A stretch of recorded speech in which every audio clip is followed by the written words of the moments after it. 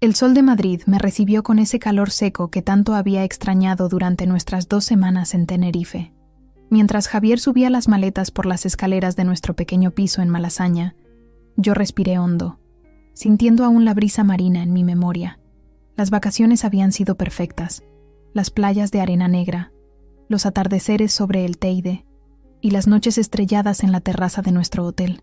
Era justo lo que necesitábamos después de un año tan intenso. Entré directamente al dormitorio, ansiosa por deshacer las maletas y organizar los pequeños recuerdos que había comprado para mi familia. Mi hermana Lucía iba a adorar ese collar de piedra volcánica, y mi madre seguramente pondría la figurita de la Virgen de Candelaria en su vitrina de tesoros. La luz de la tarde entraba por las persianas entreabiertas, dibujando líneas doradas sobre el suelo de madera. Fue entonces cuando sentí un peso inexplicable en el pecho, una sensación de que algo no estaba bien. Cuando abrí el joyero que había heredado de mi abuela Carmela, el vacío me golpeó como una bofetada. Las cajas de terciopelo vacías, los soportes de los collares desnudos, el espacio donde debían estar los pendientes de diamantes de mi abuela, la pulsera de zafiros que mi madre me regaló el día de mi boda, el anillo de mi primera comunión, todo había desaparecido. Durante un instante pensé que podría estar alucinando, todavía medio aturdida por el jet lag y la euforia romántica de las vacaciones. Retrocedí tambaleándome, agarrándome al marco de la puerta. Javier vino corriendo cuando me oyó gritar. Sus ojos se agrandaron al ver los cajones vacíos, la expresión de horror en mi rostro. Me dejé caer de rodillas en el suelo, con la mente dando vueltas entre la confusión y el miedo. ¿Quién había entrado en nuestro hogar mientras estábamos fuera? Y lo más extraño, ¿por qué llevarse solo mis joyas más preciadas y nada más? Elena, tranquilízate, dijo Javier, arrodillándose junto a mí. Voy a llamar a la policía ahora mismo. Pero mientras él marcaba el número de emergencias, mi mente ya había empezado a conectar puntos, a formar una sospecha que se sentía tan desagradable como innegable. Su madre, mi suegra Dolores, había sido la única persona con una llave de repuesto. Ella había insistido en venir a regar nuestras plantas mientras estábamos fuera. ¿Has revisado si falta algo más?, preguntó Javier después de colgar. ¿El ordenador? ¿La televisión? Negué con la cabeza. Revisamos el resto del apartamento, pero todo estaba en su lugar. Solo faltaban mis joyas, las piezas con valor sentimental, las que contaban la historia de mi familia. Javier parecía confundido, pero yo sentía una certeza creciente, un presentimiento que no me atrevía a pronunciar en voz alta. La tarde pasó en una nebulosa de llamadas telefónicas y formularios policiales. 2 agentes vinieron a tomar declaración y a buscar huellas, pero me advirtieron que sin señales de forzamiento sería difícil encontrar al culpable. Les conté sobre las llaves, sobre quién tenía acceso al piso, pero omití mis sospechas. Algo dentro de mí quería estar completamente segura antes de acusar a nadie. «Mi madre viene de camino», dijo Javier después de que los policías se marcharan. Le conté lo sucedido y está muy preocupada. Asentí en silencio, preparándome mentalmente para lo que vendría. Miré por la ventana, observando cómo las sombras se alargaban sobre los edificios de ladrillo rojo. En el parque de enfrente, una madre empujaba un columpio donde reía una niña. La normalidad del mundo exterior contrastaba brutalmente con el caos que sentía por dentro. ¿Crees que debería instalar cámaras?, preguntó Javier, interrumpiendo mis pensamientos. Podríamos poner una en la entrada y otra en el pasillo. Deberíamos haberlo hecho hace tiempo, respondí, con una amargura que no intenté disimular. Cuando el timbre sonó, sentí que mi corazón se aceleraba. Javier fue a abrir mientras yo permanecía sentada en el sofá, con las manos entrelazadas tan fuertemente que los nudillos se me pusieron blancos. Escuché la voz de Dolores en el recibidor, ese tono aflautado que siempre había encontrado ligeramente irritante, pero que ahora me provocaba una rabia sorda. «¡Ay, mi niña!», exclamó al verme, abriendo los brazos como si esperara un abrazo. «¡Qué disgusto tan grande! ¿Cómo ha podido pasar esto en este barrio? Si antes era tan seguro». La miré fijamente, buscando en sus ojos algún signo de culpabilidad. Vestía como siempre, impecable con su traje sastre gris perla y su collar de perlas. Ese collar que siempre mencionaba había costado una fortuna. Su cabello teñido de castaño estaba perfectamente peinado, y su rostro, maquillado con precisión, mostraba una preocupación que no llegaba a sus ojos. ¿Te han robado algo más además de las joyas?, preguntó, sentándose a mi lado sin esperar invitación. No, respondí secamente. Solo mis recuerdos familiares. Lo único irreemplazable. Algo pasó por sus ojos, un destello fugaz que podría haber sido cualquier cosa. Apretó los labios en una línea fina, y por un instante creí ver temblar su mano derecha antes de que la escondiera en el bolsillo de su chaqueta. Esa noche, después de que Dolores se marchara prometiendo estar pendiente por si oía algo en el barrio, me quedé despierta mirando al techo. Javier dormía a mi lado, respirando profundamente. Pensé en todas las veces que Dolores había comentado sobre mis joyas, especialmente sobre los pendientes de diamantes. «Qué suerte tienes, hija. En mi familia nunca tuvimos esas cosas tan finas», solía decir con una sonrisa que nunca alcanzaba sus ojos. Mientras Javier hablaba con la policía por tercera vez esa semana, yo deambulaba por el salón como un animal enjaulado. Los días pasaban, y las autoridades no ofrecían ninguna esperanza. Sin señales de forzamiento, sin testigos, sin pruebas concretas, las mismas palabras vacías que no me devolvían lo que había perdido. Pero en mi interior, aquella sospecha inicial había florecido como una planta venenosa, imposible de ignorar. Decidí actuar por mi cuenta. Revisé nuestros registros telefónicos, buscando llamadas de Dolores durante nuestra ausencia. Había varias, todas a horas extrañas, una particularmente larga a las 11 de la noche, justo el día después de nuestra partida. ¿Quién llama para preguntar por unas plantas a esa hora? El viernes por la tarde, Dolores apareció sin avisar. Traía una tarta de Santiago, mi favorita antes, ahora un gesto que me parecía casi insultante. «Pensé que os vendría bien algo dulce después del disgusto», dijo, dejando la tarta sobre la mesa de la cocina. «¿Alguna novedad de la policía?» «Ninguna», contesté, observando cómo se quitaba los guantes de cuero marrón con movimientos meticulosos. Parece que quien entró sabía exactamente lo que buscaba. Sus ojos se encontraron con los míos por un instante, antes de desviar la mirada hacia la ventana. «Los tiempos están cada vez peor. En el noticiero hablaban de una banda que se dedica a esto mismo, entrar sin forzar. ¿Has pensado que podría ser alguien del edificio? Esa chica nueva del 3B me parece sospechosa». «¿Sabes qué es curioso, Dolores?», dije, manteniendo la voz controlada. «Que solo faltaran mis joyas. Ni el portátil de Javier, ni la televisión nueva, ni siquiera el dinero que guardamos en el cajón de la cocina». Dolores se tensó visiblemente. «Los ladrones son así de extraños hoy en día. También es curioso», continué, acercándome a ella, «que las únicas joyas que faltan son precisamente las que tú has visto, las que siempre comentabas». Su rostro cambió. La máscara de preocupación maternal se deslizó por un segundo, revelando algo duro y frío debajo. «¿Qué estás insinuando exactamente, Elena?» «No insinúo nada, Dolores. Te estoy preguntando directamente si sabes algo sobre la desaparición de mis joyas». «¿Cómo te atreves?». Su voz bajó hasta convertirse en un susurro amenazador. «Después de todo lo que he hecho por vosotros, ¿así me lo agradeces?». «Solo quiero la verdad», insistí, notando cómo mi corazón latía con fuerza. «Si hay alguna explicación, si necesitabas dinero o...». No vi venir el golpe.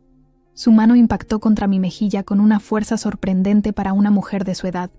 El sonido de la bofetada resonó en la cocina como un disparo.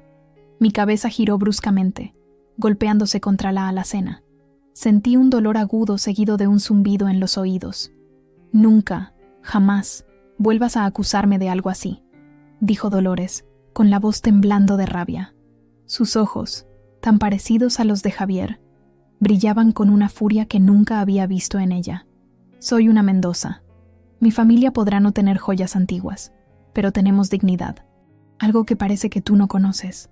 Me deslicé por la alacena hasta quedar sentada en el suelo, aturdida, con la mejilla ardiendo.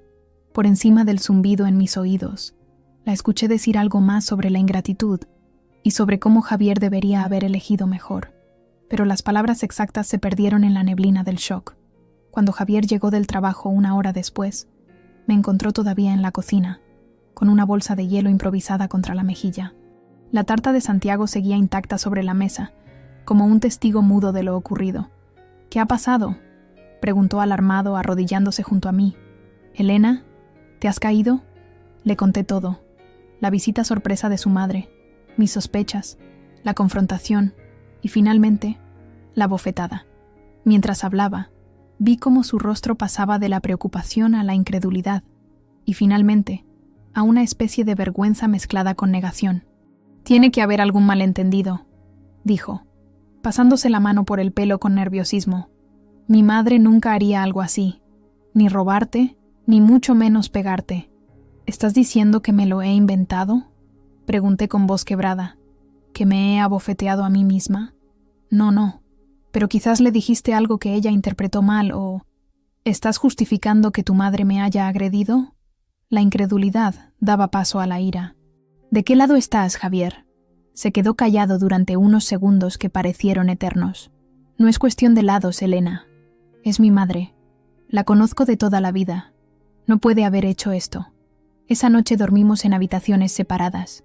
Yo, con la mejilla hinchada y el corazón roto, no tanto por las joyas perdidas, sino por descubrir que mi marido, el hombre con quien había compartido 5 años de mi vida, no era capaz de enfrentarse a la verdad cuando ésta venía a destruir la imagen de su madre. A la mañana siguiente, encontré a Javier en la cocina, con los ojos enrojecidos y una taza de café frío entre las manos. Me miró con una expresión que no supe interpretar. «He estado pensando toda la noche», dijo con voz ronca. «Y tienes razón. Debería haberte creído inmediatamente. Lo siento». Me senté frente a él, cautelosa. «¿Qué ha cambiado?». Recordé algo. El año pasado, mi prima Sofía perdió un anillo de esmeraldas que le había regalado su marido. Ocurrió después de que mi madre fuera a visitarlos a Valencia. En ese momento no hice la conexión, pero ahora... Guardamos silencio, dejando que la implicación de sus palabras flotara entre nosotros como humo. «¿Qué vamos a hacer?», pregunté finalmente. Javier negó con la cabeza, perdido. «No lo sé. Es mi madre, Elena. No puedo simplemente llamar a la policía y acusarla. Ella me agredió», le recordé, tocando mi mejilla todavía sensible. «Y lo más probable es que haya robado no solo mis joyas, sino también las de tu prima. ¿Cuántas más habrá?». «Necesitamos pruebas», dijo Javier después de un largo silencio. «Algo concreto. No podemos acusarla basándonos solo en sospechas». Pensé en el sistema de seguridad que habíamos instalado hacía poco, principalmente para vigilar las entregas de paquetes cuando no estábamos en casa. Era básico, solo una cámara en el recibidor, pero podría haber captado algo. «Las grabaciones de seguridad», dije de repente. «Deberíamos revisarlas». Javier me miró con una mezcla de esperanza y temor. «¿Crees que habrán guardado algo de cuando estábamos fuera? Solo hay una forma de averiguarlo». Esa tarde, mientras Javier estaba en el trabajo, me senté frente al ordenador y accedí al archivo de grabaciones. El sistema guardaba los vídeos durante 30 días antes de sobreescribirlos. Con manos temblorosas, busqué las fechas de nuestras vacaciones y comencé a revisar hora tras hora de metraje. Esa noche, mientras aplicaba una nueva compresa de hielo sobre mi mejilla amoratada, tomé una decisión. El miedo no tenía cabida en mi matrimonio ni en mi vida. Javier había regresado del trabajo cabizbajo, atrapado entre la lealtad a su madre y la evidencia de lo que me había hecho. Lo vi moverse por el apartamento como un fantasma, incapaz de mirarme directamente a los ojos. «¿Has encontrado algo en las grabaciones?», preguntó finalmente, sentándose en el borde de la cama. «Aún no he terminado de revisarlas», respondí. «Hay muchas horas de metraje». Asintió y se quedó en silencio, contemplando sus manos. Quise gritarle, sacudirlo, exigirle que tomara partido de una vez, pero sabía que esto era algo que debía resolver por mí misma. Si quería justicia, tendría que luchar por ella.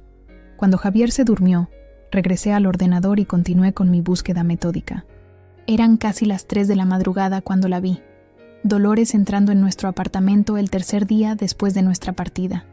Llevaba una bolsa de supermercado, aparentemente para disimular. La grabación la mostraba moviéndose con naturalidad, como si estuviera en su propia casa. Regó las plantas del recibidor, tal como había prometido, y luego desapareció por el pasillo, fuera del alcance de la cámara. Reapareció 20 minutos después. La bolsa de supermercado parecía más abultada. Se detuvo frente al espejo del recibidor para arreglarse el pelo y salió. cerrando cuidadosamente la puerta tras ella. Mi corazón latía con tanta fuerza que pensé que despertaría a Javier. Retrocedí el vídeo y lo volví a ver, buscando cualquier detalle que pudiera haber pasado por alto. Luego avancé en las grabaciones y la vi regresar 2 días después, esta vez sin bolsa, pero salió con su bolso visiblemente más pesado. Guardé los vídeos en una carpeta protegida con contraseña y me quedé mirando la pantalla, temblando. Tenía la prueba. Ahora debía decidir qué hacer con ella. Durante los días siguientes, observé a Javier debatirse internamente. Una tarde, lo sorprendí hablando por teléfono con su madre, su voz un susurro tenso. «No puedo creer que pienses eso de mí», le escuché decir. «Soy tu hijo». «No, no es Elena quien...» «Mamá, por favor, solo quiero entender qué está pasando». Cuando colgó, tenía los ojos húmedos. Se sobresaltó al verme en el umbral de la puerta. «¿Cuánto has oído?», preguntó. «Lo suficiente», respondí. «¿Le has preguntado por las joyas?», asintió, pasándose una mano por el rostro. «Lo niega todo. Dice que estás intentando envenenarme contra ella porque nunca te ha caído bien». Quise reírme de lo absurdo de la situación, pero el dolor era demasiado grande. «¿Y tú qué crees, Javier?». «No sé qué creer», admitió. «Es mi madre, la persona que me crió sola después de que mi padre nos abandonara. Pero tú eres mi esposa, y veo lo que te hizo». Señaló mi mejilla, donde el moretón comenzaba a tornarse amarillento. No sé cómo reconciliar estas dos realidades. «Tengo las grabaciones», dije finalmente. La cámara de seguridad la captó entrando y saliendo con mi joyero. Javier palideció. «¿Estás segura?». «Completamente». «¿Quieres verlo tú mismo?». Negó con la cabeza, como si el simple hecho de ver la evidencia fuera a hacer que todo fuera irrevocablemente real. «¿Qué vas a hacer?». «¿Qué vamos a hacer?», querrás decir. Lo corregí. «Somos un matrimonio, Javier. Esto nos afecta a los dos». Se quedó callado durante tanto tiempo que pensé que no respondería. Finalmente, habló con voz quebrada. «Necesito tiempo para pensar». Esa noche, mientras Javier dormía intranquilo a mi lado, tomé mi decisión. No podía permitir que esto quedara impune. Dolores no solo había robado mis recuerdos más preciados, sino que había intentado silenciarme con violencia. Y lo peor de todo, estaba manipulando a su propio hijo, poniéndolo en una posición imposible. Creé una cuenta de correo electrónico nueva, anónima. Redacté un mensaje breve. «Sé lo que hiciste. Tienes 24 horas para devolver todo, o las grabaciones irán a la policía y a toda la familia». Adjunté un pequeño clip del vídeo, lo suficiente para que supiera que no estaba fanfarroneando. Mi dedo tembló sobre el botón de enviar. Una parte de mí quería consultar con Javier primero, darle la oportunidad de estar a mi lado en esto. Pero otra parte, la que todavía sentía el ardor de la bofetada, sabía que tenía que hacer esto sola. Envié el correo y cerré el portátil.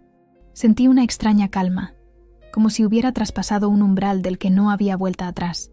La respuesta llegó apenas 2 horas después, a las 5 de la madrugada. Un mensaje escueto. «No sé de qué hablas. Déjame en paz o lo lamentarás». La amenaza implícita solo fortaleció mi resolución. Respondí con otro fragmento de vídeo, este más explícito, donde se veía claramente cómo guardaba algo en su bolso antes de salir. «Tengo todo el vídeo. Tu elección». No hubo más respuestas ese día. Javier notó mi inquietud durante el desayuno. «¿Qué ocurre?», preguntó. «Pareces... diferente». «He tomado una decisión», respondí simplemente. «No voy a permitir que tu madre se salga con la suya».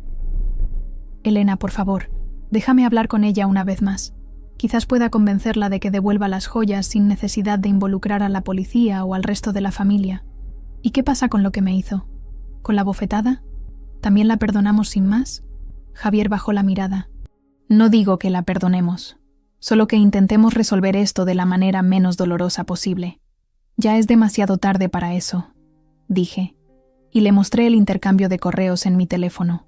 Su rostro pasó del asombro a la incredulidad, y finalmente a una especie de resignación dolorosa. «¿Por qué no me lo consultaste antes?». «Porque necesitaba hacer esto por mí misma. Porque necesitaba saber que podía defenderme». Nos quedamos en silencio, el abismo entre nosotros creciendo a cada segundo. Finalmente, Javier se levantó. «Voy a hablar con ella». En persona. Esto ha ido demasiado lejos. ¿Quieres que vaya contigo?, pregunté, aunque ya sabía la respuesta. No, esto es algo que debo hacer solo. Lo vi marcharse con una mezcla de esperanza y temor. ¿Estaría realmente de mi lado cuando se enfrentara a su madre? ¿O caería bajo el peso de una vida entera de manipulación? Esa tarde, mientras limpiaba obsesivamente el apartamento para mantener la mente ocupada, recibí una llamada. Era Dolores. Su voz sonaba diferente, áspera y entrecortada. «¿Qué quieres exactamente?», preguntó sin saludar. «Quiero mis joyas de vuelta», respondí con calma. «Todas ellas. Y quiero una disculpa por haberme agredido. ¿Crees que puedes chantajearme? ¿A mí? Conozco a gente importante en esta ciudad. Y yo tengo pruebas de un delito que has cometido. ¿Qué dirán tus amigas del club de lectura cuando sepan que robas a tu propia familia?». El silencio al otro lado de la línea fue ensordecedor. Cuando habló de nuevo, su voz temblaba. «Javier está aquí. Dice que le has mostrado unos vídeos». «Así es. Él no puede creer que yo haría algo así». «Entonces deja que vea todas las grabaciones», respondí. «Deja que vea cómo entras en nuestra casa no una, sino 2 veces durante nuestra ausencia, y cómo sales con mis pertenencias».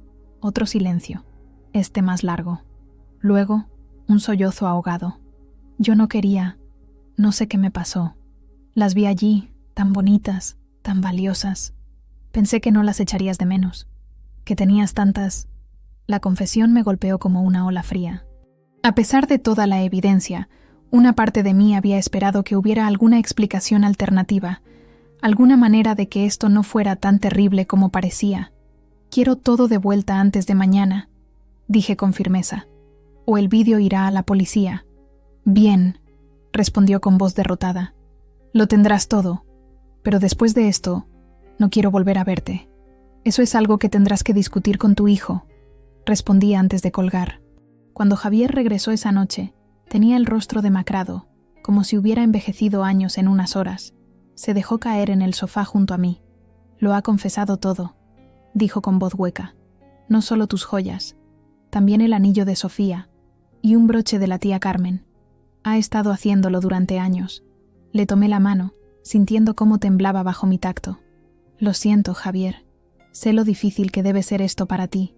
Traerá todo mañana», continuó, como si no me hubiera escuchado. «Dice que lo tiene guardado en una caja de seguridad en el banco». Nos quedamos en silencio, contemplando el peso de lo que acababa de ocurrir, el cambio irreversible en nuestra familia. Finalmente, Javier habló de nuevo. «Gracias por luchar por la verdad.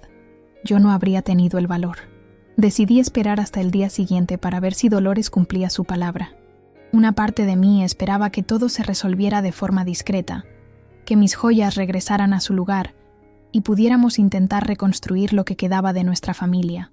Pero otra parte, quizás la más realista, sabía que algunas heridas nunca cicatrizan completamente. Esa mañana, Javier llamó a la oficina para pedir el día libre. Lo encontré en la cocina, preparando café con movimientos mecánicos, su mente claramente en otro lugar. «¿A qué hora dijo que vendría?», pregunté, sentándome a la mesa. «No lo especificó», respondió sin mirarme. «Solo dijo que traería todo hoy». Desayunamos en silencio, la tensión flotando entre nosotros como una niebla espesa. No era enfado lo que sentía hacia Javier, sino una especie de tristeza resignada.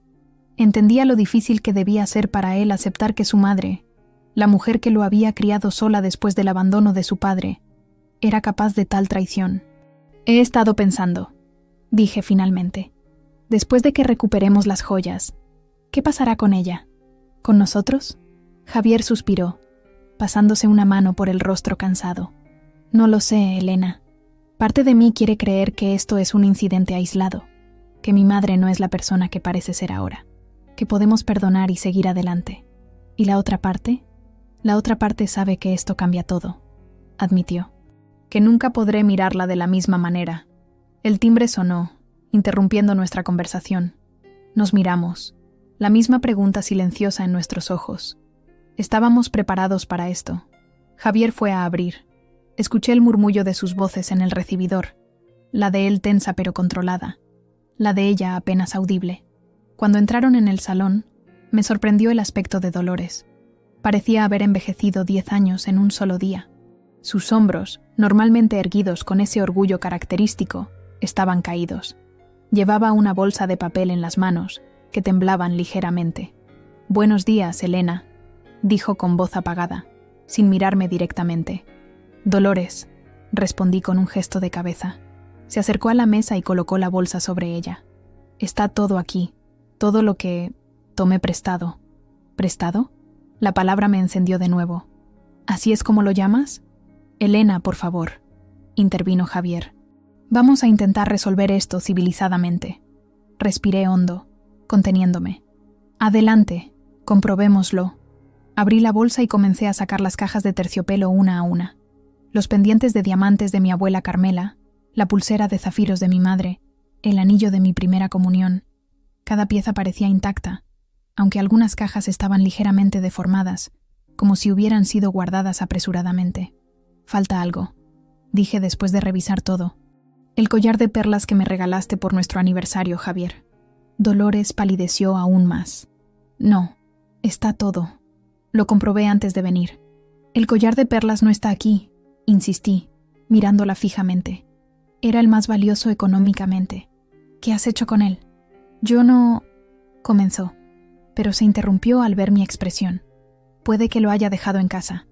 A veces se me olvidan las cosas últimamente. O quizás lo has vendido ya», sugerí. La idea me golpeó de repente. «¿Es eso? ¿Has estado vendiendo las joyas que robas?» «No», exclamó, con un destello de la vieja Dolores en sus ojos. «Jamás vendería algo así. Solo quería tenerlas, mirarlas». Javier se frotó las sienes, como si intentara contener un dolor de cabeza. «Mamá, ¿dónde está el collar?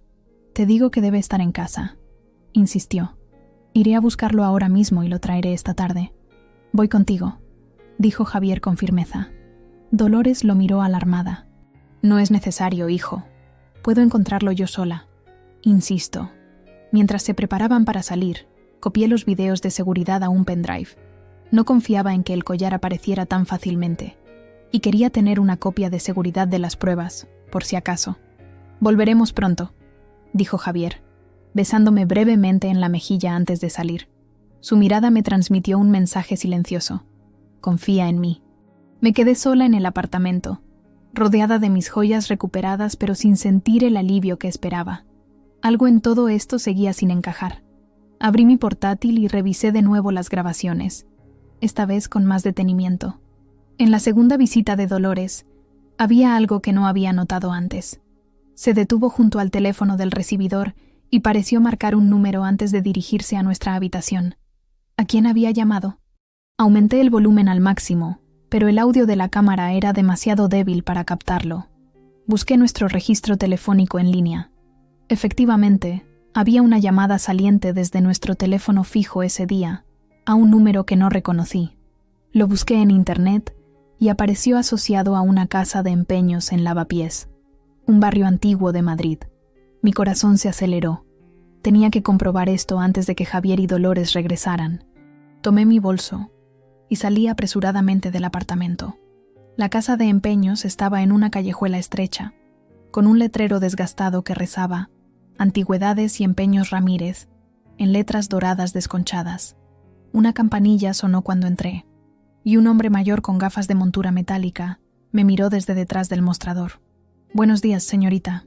¿En qué puedo ayudarla?» «Buenos días», respondí, intentando sonar casual. «Estoy buscando un collar de perlas. Mi suegra vino hace poco a empeñar uno y me gustaría recuperarlo como sorpresa para ella». El hombre me estudió con suspicacia. «No recuerdo a ninguna señora con un collar de perlas recientemente. Fue hace unas 2 semanas», insistí. «Una mujer mayor, elegante, cabello teñido de castaño. El collar tiene un broche de plata con pequeños diamantes incrustados». Su expresión cambió al oír la descripción. «Ah, sí. Doña Dolores. No lo empeñó, lo vendió. Me dijo que era una herencia familiar y necesitaba el dinero para ayudar a su hijo con problemas económicos. La mentira me dolió casi tanto como el robo mismo. ¿Y aún lo tiene usted?»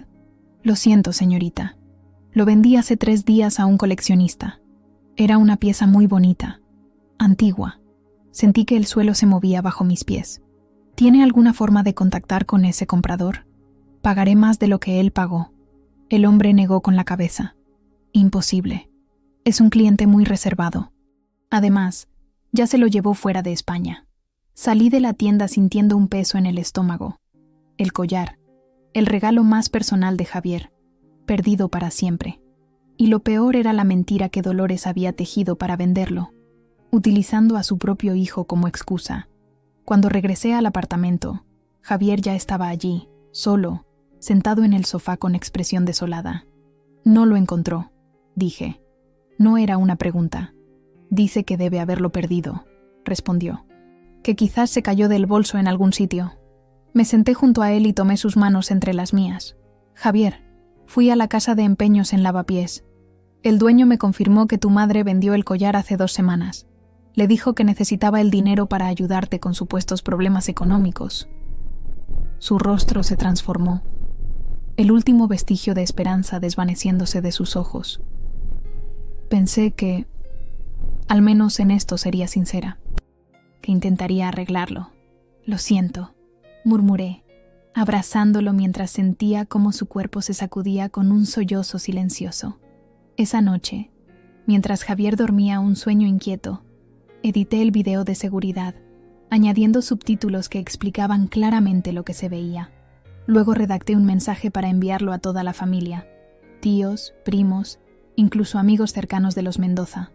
Adjunté el video y escribí una breve explicación, mencionando también el collar vendido y las otras joyas que Dolores había robado a lo largo de los años. Mi dedo tembló sobre el botón de enviar. ¿Era esto una venganza? ¿O era justicia? Tenía derecho a destruir la reputación de Dolores frente a toda su familia. Recordé su mano golpeando mi mejilla, sus amenazas, sus mentiras continuas incluso cuando había sido descubierta. Pensé en el collar perdido para siempre y en cómo había utilizado el nombre de su hijo para justificar su venta. Envié el correo. La mañana siguiente amaneció con un silencio inusual. Era domingo, y normalmente Javier y yo desayunábamos tarde, leyendo el periódico o planificando el día. Pero ese domingo fue diferente. Nos movíamos por el apartamento como sombras, evitando hablar de lo que había sucedido, de lo que vendría después. El teléfono de Javier no dejaba de sonar. Llamadas de sus tíos, de sus primos, de amigos de la familia que habían recibido mi correo. Las ignoraba todas, mirando la pantalla con una mezcla de resignación y dolor. Deberías responder a alguna, sugerí mientras le servía un café. Tu tío Ramón ha llamado 3 veces.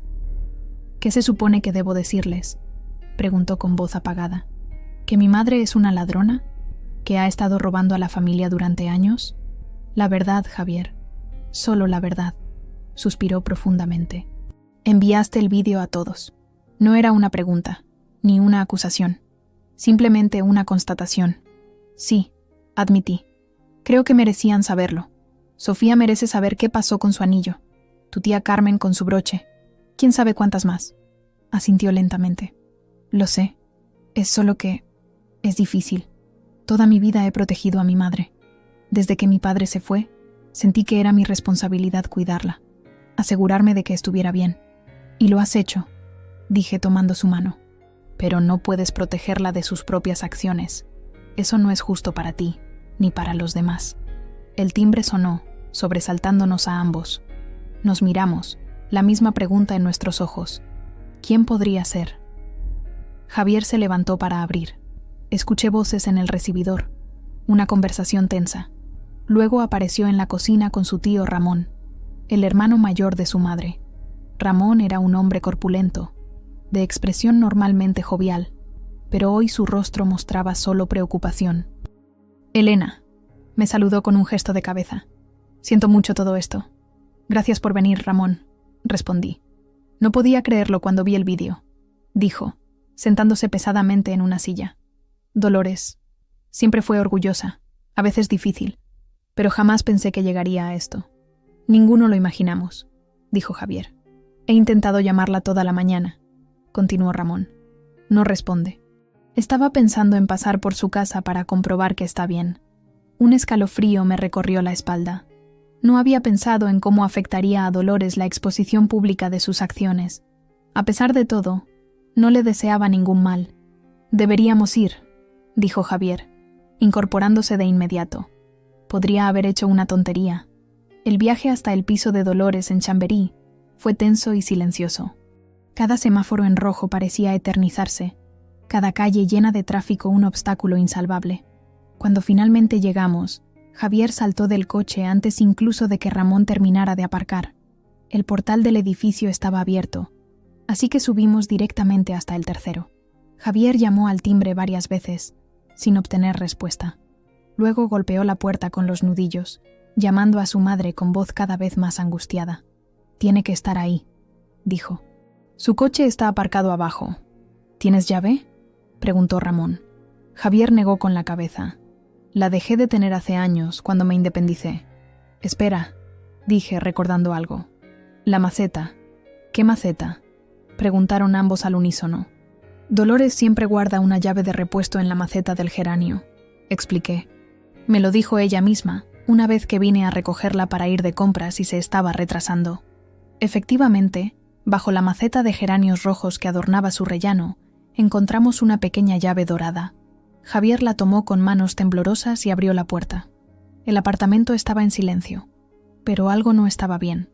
Había platos sucios en el fregadero, algo impropio de la meticulosa Dolores. Un vaso medio lleno de lo que parecía ser whisky sobre la mesa del salón. Y un olor extraño, como a gas. «¡La cocina!», exclamó Ramón, corriendo hacia allá. El horno estaba abierto, y todas las hornillas de la cocina encendidas, pero sin llama, liberando gas en el ambiente. Ramón se apresuró a cerrarlas mientras Javier abría todas las ventanas. «¡Mamá!», gritó Javier, recorriendo frenéticamente el apartamento.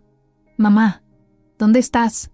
La encontramos en el dormitorio, tendida en la cama, inmóvil.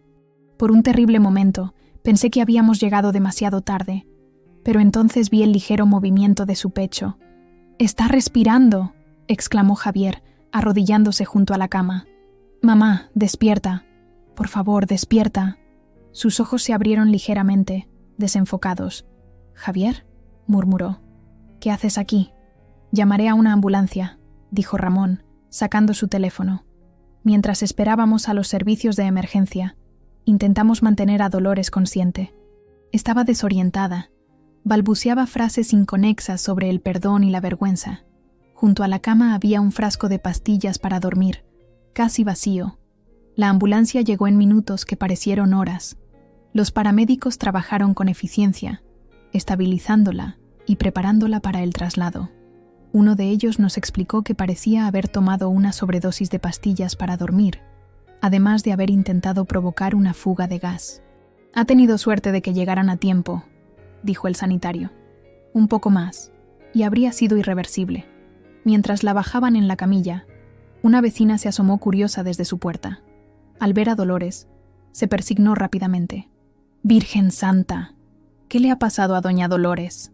«Ha sufrido un accidente», respondió Ramón secamente, cerrando cualquier posibilidad de cotilleo. En el hospital, esperamos durante horas en esa sala de urgencias que olía a desinfectante y miedo. Javier caminaba nervioso de un lado a otro, mientras Ramón hacía llamadas a otros miembros de la familia. Yo permanecía sentada, intentando procesar todo lo que había ocurrido en tan poco tiempo. Una doctora joven, con el pelo recogido en una coleta apretada, vino finalmente a informarnos. «Está estable», dijo. «Hemos bombeado su estómago y está recibiendo tratamiento para contrarrestar los efectos de los medicamentos. Por suerte no llegó a inhalar demasiado gas». «¿Podemos verla?», preguntó Javier. «Solo familia directa, y solo por unos minutos. Está muy débil». Javier me miró, una pregunta silenciosa en sus ojos. «Ve tú», dije. «Es tu madre. Necesita verte». Mientras Javier seguía a la doctora, Ramón se sentó pesadamente a mi lado. «No es culpa tuya, Elena», dijo, como si pudiera leer mis pensamientos. «Dolores tomó sus propias decisiones, primero al robar, luego al intentar esto. Pero si no hubiera enviado ese correo, habría salido a la luz de otra manera», me interrumpió. «La verdad siempre encuentra su camino. Además, quién sabe a cuántas personas más habría robado». Asentí, sin estar completamente convencida. Por mucho que intentara racionalizarlo, una parte de mí se sentía responsable del estado de Dolores. Javier regresó después de unos 20 minutos, con los ojos enrojecidos y una expresión que no supe interpretar. «¿Cómo está?», pregunté. Consciente, avergonzada. Hizo una pausa, como si le costara encontrar las palabras. «Me ha pedido que te diga que lo siente. Por todo». Esas palabras, tan simples pero tan cargadas de significado, me dejaron sin aliento. Después de todo lo ocurrido, lo último que esperaba era una disculpa. «La van a trasladar a planta», continuó Javier. «Y después... bueno, la doctora ha recomendado una evaluación psiquiátrica. Parece que esto no ha sido solo por el vídeo. Lleva tiempo con problemas». «¿Qué tipo de problemas?», preguntó Ramón. «Juego», respondió Javier con voz apagada. «Deudas. Dice que empezó hace unos años, tras jubilarse. Al principio solo eran las máquinas del bingo del barrio, pero luego pasó a los casinos online. Cuando se quedó sin dinero, empezó a tomar prestadas cosas valiosas. La revelación me golpeó con fuerza. De repente, las piezas encajaban. La desesperación de Dolores, la venta inmediata del collar, su negativa a admitir lo que había hecho incluso cuando fue descubierta. «¿Por qué no pidió ayuda?», preguntó Ramón, visiblemente conmocionado. «Somos su familia». «Orgullo», respondió Javier simplemente. Siempre ha sido demasiado orgullosa para admitir que necesitaba ayuda. Esa noche, mientras regresábamos a casa en silencio, me di cuenta de que algo fundamental había cambiado entre nosotros. No era solo el descubrimiento del robo o la crisis de Dolores. Era algo más profundo, una nueva comprensión de quiénes éramos, tanto individualmente como pareja. Javier abrió la puerta de nuestro apartamento, que ahora parecía diferente, como si perteneciera a otra vida. Se detuvo en el umbral y me miró con esos ojos cansados pero claros. «¿Sabes qué es lo más extraño?», dijo. «Por primera vez en mi vida, siento que estoy viendo todo con claridad. A mi madre, a mí mismo, a ti». Lo abracé en silencio, sintiendo cómo su cuerpo se relajaba contra el mío, liberando la tensión acumulada durante días. Y supe que, sea cual fuera el camino que teníamos por delante, lo recorreríamos juntos, con los ojos bien abiertos. Los meses siguientes fueron como navegar por aguas desconocidas.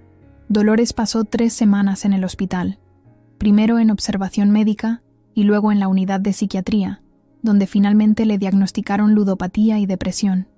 Cuando le dieron el alta, se fue a vivir temporalmente con su hermano Ramón y su cuñada Pilar. Javier iba a visitarla 2 veces por semana, a veces solo, a veces conmigo. Las primeras visitas fueron tensas e incómodas. Dolores apenas me miraba, y cuando lo hacía, era con una mezcla de vergüenza y resentimiento que hacía que el aire entre nosotras se volviera espeso. Yo intentaba ser cordial, llevarle pequeños detalles, un libro, unas pastas de té que sabía que le gustaban, pero la barrera parecía infranqueable. Una tarde, después de una visita particularmente difícil, Javier y yo caminábamos por el retiro en silencio, cada uno perdido en sus propios pensamientos. «No sé si alguna vez podrá perdonarme», dije finalmente. Javier me miró sorprendido. «¿Perdonarte? Elena, tú no hiciste nada malo. Ella fue quien robó, quien mintió, quien intentó encubrirlo todo. Pero yo envié ese vídeo a toda la familia. La expuse. Y después ella, lo que hizo después fue su decisión», me interrumpió con firmeza. «Y si no hubieras enviado ese vídeo, quién sabe cuánto tiempo habría seguido con ese comportamiento.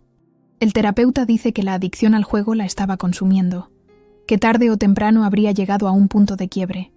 Seguimos caminando, observando a las familias que remaban en el estanque. La normalidad de sus vidas un recordatorio de lo que habíamos perdido, o quizás de lo que nunca habíamos tenido realmente. A veces me pregunto si volveremos a ser los de antes», murmuré. Javier se detuvo y tomó mis manos entre las suyas. «No, no lo creo. Y quizás eso sea bueno. Quizás necesitábamos esto para ver la verdad sobre mi madre, sobre nuestra relación con ella, sobre nosotros mismos». Tenía razón, por supuesto. Ya no éramos los mismos. Yo había descubierto una fuerza en mí que no sabía que tenía, una determinación para defender lo que era mío, lo que era justo. y Javier había tenido que enfrentarse a la dolorosa realidad de que su madre no era la persona que él creía conocer. El verdadero punto de inflexión llegó 2 meses después del incidente. Dolores había empezado a asistir a terapia y a reuniones de jugadores anónimos. Una tarde nos llamó para invitarnos a comer a casa de Ramón.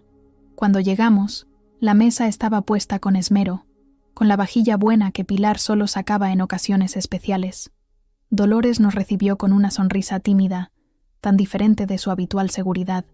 Llevaba un vestido sencillo, sin las joyas y accesorios con los que solía adornarse. Se veía más pequeña, más frágil, pero también más auténtica. La comida transcurrió con una conversación educada pero superficial. Hablamos del tiempo inusualmente cálido para ser octubre, de la nueva exposición en el Prado, de la reforma que Ramón y Pilar planeaban hacer en la cocina. Temas seguros, neutros. Fue después del postre, mientras Pilar servía café, cuando Dolores carraspeó suavemente. «Elena, Javier», dijo, con la voz ligeramente temblorosa. «Os he invitado hoy porque quiero deciros algo importante». Intercambiamos una mirada de sorpresa. Ramón y Pilar se levantaron discretamente, murmurando algo sobre revisar el jardín, dejándonos solos con Dolores. «En mi terapia estamos trabajando los 12 pasos», continuó cuando estuvimos a solas. «Y estoy en el paso de hacer enmiendas con las personas a las que he dañado». Hizo una pausa, respirando profundamente. «Sé que un simple «lo siento» no es suficiente después de lo que hice. Pero quiero que sepáis que estoy verdaderamente arrepentida. No solo por robar vuestras pertenencias, sino por todo. Por mentir, por manipular, por golpearte, Elena». La mención de la bofetada me trajo de vuelta el recuerdo vívido, el impacto, la humillación, la rabia. Pero ahora lo veía desde otra perspectiva, entendiendo que había sido el acto desesperado de una mujer atrapada en una espiral de adicción y mentiras. «Lo que hice es imperdonable», continuó Dolores, «y entenderé si no queréis tenerme en vuestras vidas. Pero quiero que sepáis que estoy trabajando duro para cambiar, para ser mejor persona». Se levantó y salió de la habitación, regresando momentos después con una pequeña caja de madera. La colocó sobre la mesa frente a mí. «No puedo devolverte el collar de perlas», dijo con voz quebrada, «y eso me atormenta cada día. Pero encontré esto en una casa de antigüedades en Toledo. Sé que no es lo mismo, que no tiene el valor sentimental del original, pero...» Abrí la caja con manos temblorosas. Dentro había un collar de perlas, no idéntico al que había perdido, pero similar en su elegancia sencilla. «Lo compré con mis ahorros», explicó. «Es lo único que me quedaba después de pagar algunas de mis deudas». El gesto me conmovió más de lo que esperaba. No era el collar en sí, sino lo que representaba. Un primer paso, un intento genuino de reparar el daño causado. «Gracias, Dolores», dije sinceramente. «Es muy bonito. Hay algo más», añadió, sacando un sobre del bolsillo de su vestido. «He escrito esto para vosotros. Son todas las cosas que he hecho mal a lo largo de los años, todas las mentiras, todos los objetos que he tomado de la familia. Quiero que lo tengáis, que sepáis toda la verdad, sin secretos». Javier tomó el sobre, visiblemente emocionado. «Mamá, no sé qué decir. No digas nada ahora», respondió ella. «Léelo cuando estéis solos. Y si después queréis seguir viéndome, estaré aquí. Y si no, lo entenderé». Esa noche, en casa, Javier y yo leímos juntos la carta. Era una confesión dolorosa y detallada. El anillo de Sofía, el broche de Carmen, una pulsera de la madre de Pilar, pequeñas sumas de dinero de los bolsillos de Ramón. La lista era más larga de lo que habíamos imaginado. Y al final, una explicación sobre cómo la jubilación le había dejado un vacío que intentó llenar con la emoción del juego, cómo una apuesta llevó a otra, y cómo la vergüenza de las deudas la empujó a hacer cosas que nunca creyó que haría. «¿Qué piensas?», preguntó Javier cuando terminamos de leer. Reflexioné unos momentos antes de responder. «Pienso que es valiente. Reconocer todo esto, ponerlo por escrito, entregárnoslo. Requiere coraje. ¿Crees que podamos perdonarla algún día?» «El perdón no es algo que ocurre de la noche a la mañana», respondí. «Es un proceso, y creo que ya hemos empezado». Un año después de aquel domingo en que descubrimos el robo, Celebramos la Nochebuena todos juntos en nuestro apartamento. Fue una cena pequeña. Javier y yo, Dolores, Ramón y Pilar, y mi hermana Lucía, que había venido desde Barcelona con su novio. La relación con Dolores seguía siendo complicada, pero había evolucionado hacia algo más honesto, más real. Después de la cena, mientras los demás charlaban animadamente en el salón, encontré a Dolores en la cocina, lavando platos a pesar de mis protestas de que los dejara para después. «Siempre has sido una buena esposa para Javier», dijo de repente, sin mirarme. «Mejor de lo que merecíamos».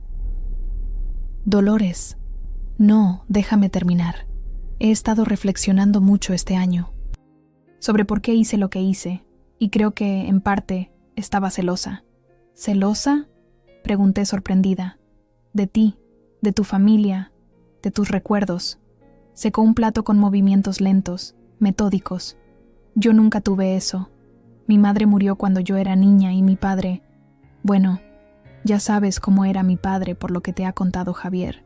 Esas joyas que te robé representaban algo que siempre deseé, una historia familiar, un legado». Sus palabras me dejaron sin aliento. Por primera vez, veía a Dolores no como la suegra manipuladora o la ladrona arrepentida, sino como una mujer con sus propias heridas, sus propias carencias. «Eso no justifica lo que hice», continuó. «Nada podría justificarlo, pero quería que lo supieras. Te agradezco que me lo cuentes», dije sinceramente. «Y quiero que sepas que, a pesar de todo, eres parte de nuestra familia, de nuestra historia». Cuando regresamos al salón con la bandeja de turrones y mazapanes, miré a Javier conversando animadamente con Ramón, a Lucía riendo con Pilar. Pensé en lo frágiles que son las relaciones familiares, en cómo pueden romperse por acciones y palabras, pero también en cómo pueden reconstruirse, diferentes pero quizás más fuertes en sus partes reparadas. El collar de perlas que Dolores me había regalado descansaba en mi joyero, junto a las piezas recuperadas. Nunca llegaría a tener el valor sentimental del original, pero con el tiempo había adquirido su propio significado, el de la reconciliación, el de la posibilidad de comenzar de nuevo. A veces, cuando me miro al espejo con ese collar puesto, todavía siento el fantasma de aquella bofetada en mi mejilla, pero también siento algo más fuerte, la certeza de que he aprendido a defender lo que es importante para mí, a no permitir que nadie cuestione mi valor. Algunas cosas son realmente invaluables, y he aprendido a protegerlas ferozmente, sin importar el costo. Y quizás, después de todo, esa es la verdadera herencia que llevaré conmigo, más preciosa que cualquier joya.